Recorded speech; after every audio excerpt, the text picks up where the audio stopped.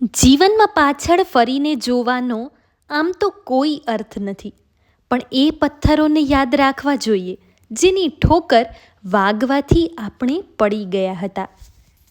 ગમે તેટલું મોટું દુઃખ હોય, સમયની સાથે ભૂલાતું જતું હોય છે, પણ આ સમયમાં લોકોએ આપણી સાથે કરેલો વ્યવહાર હંમેશા યાદ રહે છે. સરખામણી લોકોની મહેનત સાથે કરવી, એમના મોજ શોખ સાથે નહીં. આપણે જેને નિષ્ફળતા સમજી લઈએ છીએ તે હંમેશા આપણી સફળતાની અત્યંત નજીક હોય છે. અંગત હતા એમણે જ નીલામ કર્યા, આદર તો એ કરે છે જે અજાણ્યા છે. તાકાત શબ્દોમાં નાખો, અવાજમાં નહીં, કારણ કે સાહેબ ખેતી વરસાદના પાણીથી થાય છે, પૂરના પાણીથી નહીં.